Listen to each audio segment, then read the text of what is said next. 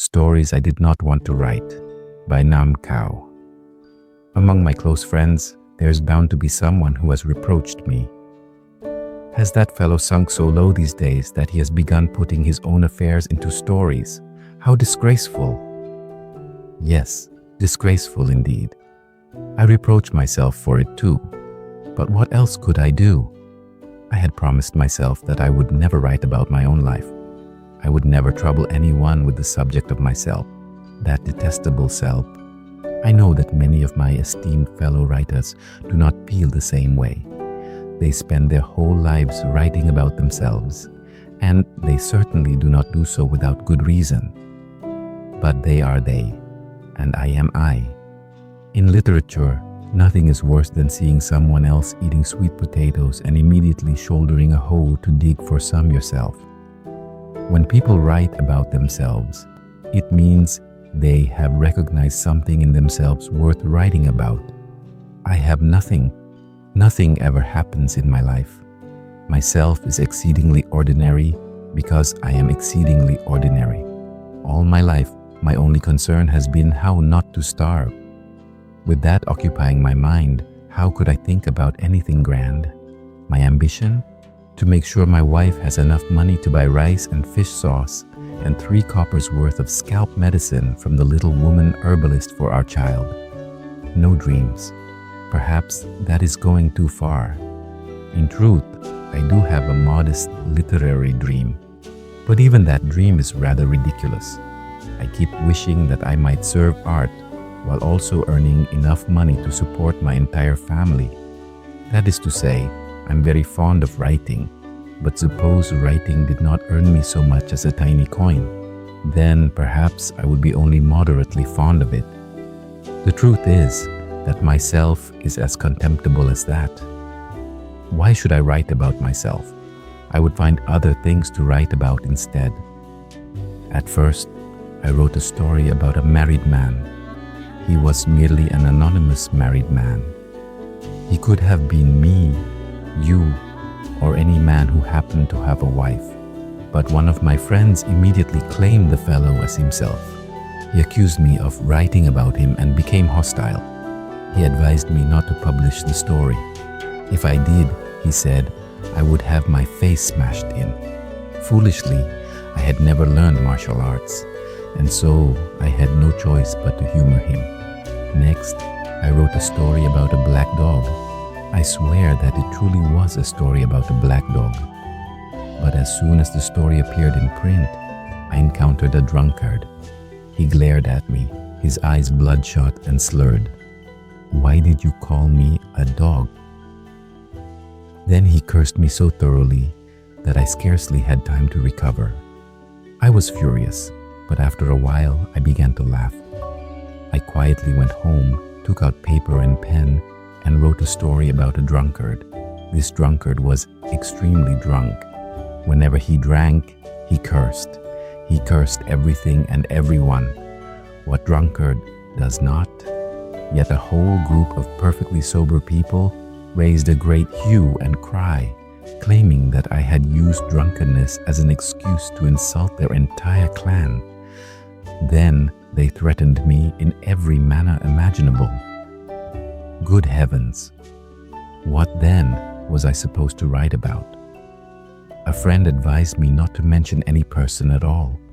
I should simply write stories about a cluster of areca nuts, a banana tree, a lump of earth, a sunset, or a pig. But who could be certain? I was still afraid.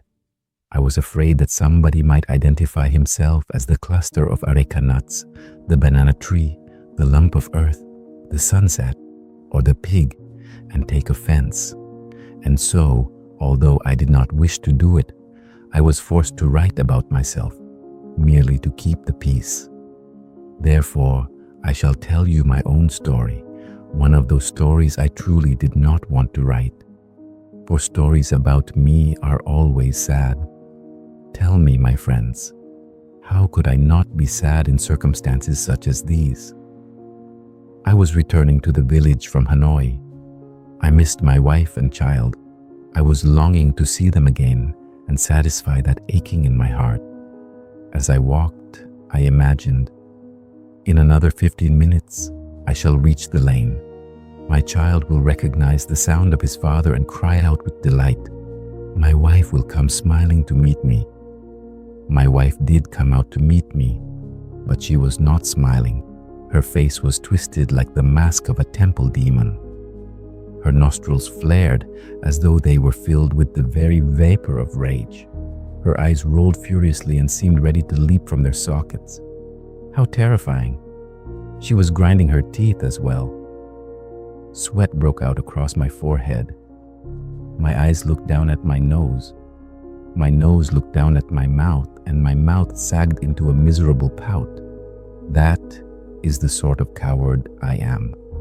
I have never dared to look danger directly in the face. I merely stare at the ground, searching for a hole into which I might crawl. I seem to imagine that I am an earthworm. Naturally, there was no hole. And even if there had been one, I would not have fitted into it. I had no choice but to stand there. The sight of me only irritated my wife further. She roared. She hitched her skirt above her knees and stamped her feet on the ground. Then she dropped her skirt again, leaping up and down like a fighting cock. Clapping her hands sharply, she thrust her finger into my face and cried, "Where the devil have you been all this time? Why didn't you crawl off and die somewhere? Why come back here?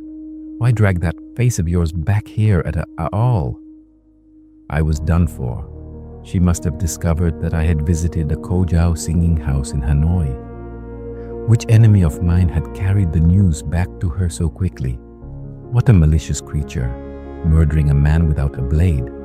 How unfortunate I was. It was not as though I had gone there out of passion. I swear that if, before that occasion, I had even known where the Kojau quarter was, may I drop dead. That had been my first visit, and I had not even gone there because I particularly wanted to. I had merely wished to oblige an excessively generous reader of mine. On that day, I had gone to a publishing house on a small matter. Mr. V handed me a calling card bearing a name completely unfamiliar to me. "This gentleman urgently wishes to meet you." I cranked the telephone and asked to be connected to the number written on the card. At the other end, a voice as sweet as an oriole murmured, "My employer is occupied at present. He very much hopes to receive you at 7 o'clock this evening. It is urgent." "Yes, sir." My employer said that it was urgent. At 7 that evening, I went to see him. I brought my friend Sen along in case anything unexpected occurred. The urgent matter was, in essence, as follows. Mr. H had read my books. From my writing, he had concluded that I must be a rather entertaining fellow. He wanted to meet me, simply so that we might become acquainted. Now that we had met, the urgent business was to go down to twentieth together and discuss literature to our heart's content. Good heavens! Such a touch of understanding between kindred spirits could scarcely be repaid even by having one's bones shattered and one's flesh torn apart. How then could I refuse merely because it meant betraying my wife for 2 or 3 hours? I accepted Mr. H's invitation.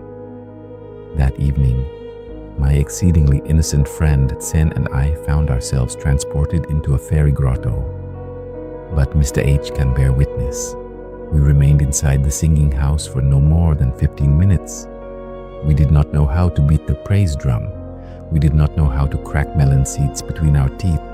We did not know how to drink cognac, and those Kojau girls were cruel. Taking advantage of their fine clothes and fashionably curled hair, they kept looking at my head, which had been clumsily shorn by a village barber, and laughing. My face turned scarlet. Worse still, Mr. H had brought many other guests. They were all wealthy merchants. They stared at us as though trying to remember whether we had once timidly appeared at their houses to beg for a position as a typist or shop assistant. Our faces burned. Our bodies became stiff and awkward. Therefore, As soon as the drinking feast began, we rose, begged to be excused, and led one another home. I swear that if I so much as touched one of those young women, may heaven strike off my hand. And yet, some malicious creature must have hurried back to tell my wife about it. How could I possibly defend myself? I stood before her, blank-faced as a parasol handle. She pointed at me again and said, "The other day, you were busy wandering off to die here, there, and everywhere. Only today do you finally drag your corpse home. Why bother coming back? The only yarn ration ticket this family had has been swallowed up by that man." Oh, so that was what this was about. My sweat instantly dried. I wiped my forehead and asked with relief, "What yarn ticket? You don't even explain what happened before making such a commotion." My wife gave a bitter laugh. "The yarn ticket we registered for last year." What other yarn ticket could I mean? Our household is listed there, but he claims the name belongs to him. Do you imagine he would be decent enough to hand it over? You're Cao, and he's Cao too. I stood dumbfounded. I was furious with my father. Why could he not have given me some strange outlandish name that no one else would possess? But the deed was done. What could I do? I clicked my tongue and told my wife, "Never mind. Let whoever can swallow it keep it." We had no yarn last year either. The loom sat there gathering mold and we did not die. Let them eat as much as they like until their bellies swell. My wife did not bother to answer. She thrust out her lower lip and shot me a sideways glare. I laughed, because I knew perfectly well that I was merely talking nonsense. How could such an argument satisfy anyone? Of course, going without a yarn ticket would not literally kill us. No, it would not kill us. It would merely make us thin. And the truth was that the entire family had become thin. As for me, that went without saying. I had always been thin. My child was thin too, because he took after me. But even my wife, who had always been known for her plumpness, had lately become gaunt and crane-like. How could she not? We were hungry all the time. I looked at my wife and felt sorry for her. I tried to comfort her. "Never mind, my dear. If we have no yarn of our own, you can weave for other people. If we cannot have rice, at least we may have gruel. I shall keep my head down and write all day. Once those hundreds in debts and interest have been paid, we shall only need to find enough money for rice. Then there will be less to worry about." My wife pushed out her lips again and tilted her face to one side. "Humph, listen to him sounding so miserable.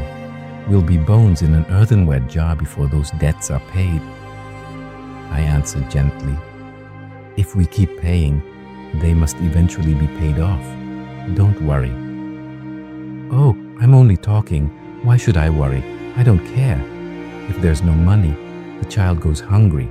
I'm used to hunger already." All right, leave it to me. You certainly know how to sound grand." She refused to say anything more. Still fuming, she flounced over to the neighbor's house. She might have gone in anger, but she had a kind heart. She had gone to borrow rice.